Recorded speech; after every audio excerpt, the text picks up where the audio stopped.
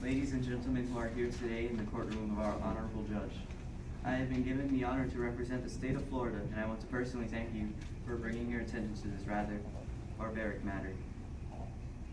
The defendant here, as you know, is being charged at the minimum with aggravated battery. The victim, April Walker, who was the defendant's previous girlfriend, was struck by the defendant, leaving her nose permanently disfigured to the right side of her face. Ms. Walker is distraught, embarrassed, and ashamed about her disfigured nose. The defendant's outburst of fury will forever be imprinted into her soul as well as her face. He, the defendant,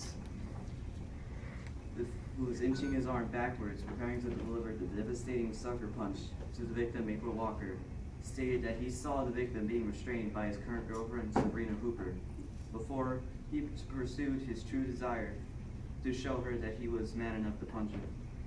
The defendant had finally attained his desire when he delivered the devastating blow to the victim's nose with his left hand. This apparently wasn't enough for him because his girlfriend had to pull him away, just as Detective Smith arrived at the scene. This is where the defendant told his girlfriend to shut up, he's a cop and her friend. But his girlfriend stated that he told her to be quiet, he's a cop. Is this true? I would like to be corrected if I am not. The victim's nose was clearly disfigured to the right side of her face. So how could the defendant have punched her with his left hand? Who can we trust? The person being put on trial that has told untruths while under oath? Or the poor victim caught in an outburst of rage and fury from her abusive ex-boyfriend? The defendant's wrath had started when he devised a plan to get revenge on the victim who had only embarrassed him in public. He planned to do so while the victim was at her place of employment, knowing that she wouldn't be able to do or say anything because she was working. While the victim was there, she served them the food, and the defendant had told her at one point, "I ought to smack you." Then upon leaving the building, the defendant walked up to the victim and threatened her. "You're lucky you're working," he said. He had done so while raising his fist to her. The victim had had enough of his threats and aggressiveness, so she decided to confront them face to face in the parking lot. The instincts kicked in as she tried to stop him from harming her when the defendant spun around growling and raising his fist to her. The defendant's girlfriend had then restrained the victim's arms against her will, leaving her open to the unsuspecting sucker punch the defendant had been holding inside for hours. The victim may have been taller, even a bit stronger than the defendant, but she's still a delicate, sweet-hearted woman. The defendant's actions that night are unacceptable and despicable. The prosecution asks for the verdict of guilty towards the defendant for aggravated battery. Our burden of proof is that the defendant delivered the punch to an unsuspecting, defenseless, kind-hearted, hard-working, loyal woman. Your Honor, members of the jury, I again thank you for bringing your attention to this completely barbaric matter. Thank you, Your Honor. Thank you, State. Defense? Thanks, Your Honor. Put a tip to my eye.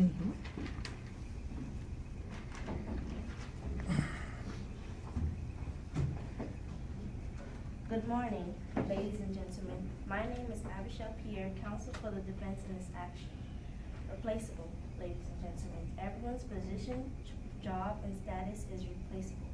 Though some people can't wrap their minds around this simple fact, one perfect example of this is April Walker. My client, Ricardo Roberts, has been wrongly accused of aggravated battery. Aggravated battery is a criminal offense that causes or intended to cause serious bodily harm. Ricardo only acted out of self-defense. On the eventful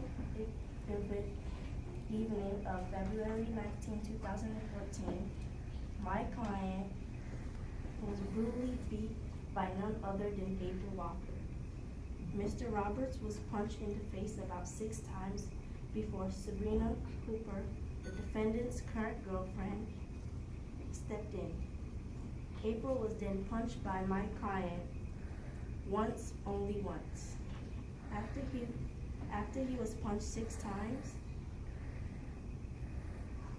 after this, Detective Smith arrested Mr. Roberts without any investigation. If Detective Smith is such a skilled and trustworthy detective, why wouldn't he investigate? May you please return a verdict of not guilty for my client, Ricardo Roberts. Thank you for your time. Thank you, defense. Now that each side has presented their case, the lawyers have made opening statements to you, they've presented their witnesses, the lawyers made closing arguments. The case goes to you, jury. I'm now going to read you the jury instructions, which include all the law that's applicable to this case. The defendant has entered a plea of not guilty. This means you must presume or believe the defendant is innocent. The presumption stays with the defendant to each material allegation through each stage of the trial unless it has been overcome by the evidence to the exclusion of and beyond a reasonable doubt. Whenever the words reasonable doubt are used, you must consider the following. A reasonable doubt is not a mere possible doubt, a speculative, imaginary, or forced doubt. Such a doubt must not influence you to return a verdict of not guilty if you have an abiding conviction of guilt. On the other hand, if after carefully considering, comparing, and weighing all the evidence, there is not an abiding conviction of guilt, or if having a conviction is one which is not stable, but one which wavers and vacillates, then the charge is not proved beyond every reasonable doubt, and you must find the defendant not guilty because the doubt is reasonable. A reasonable doubt as to the guilt of the defendant may arise from the evidence, conflict in the evidence, or the lack of evidence. If you have a reasonable doubt, you should find the defendant not guilty. If you have no reasonable doubt, you should find the defendant guilty. An issue in this case is whether the defendant acted in self-defense. It is a defense to the offense with which Ricardo Roberts is charged if the injury to April Walker resulted from the justifiable use of force not likely to cause death or great bodily harm. Ricardo Roberts would be justified in using force not likely to cause death or great bodily harm against April Walker if the following two facts are proved. Ricardo Roberts must have reasonably believed that such conduct was necessary to defend himself against April Walker's imminent use of unlawful force against Ricardo Roberts. And two, the use of unlawful force by April Walker must have appeared to Ricardo Roberts ready to take place. In deciding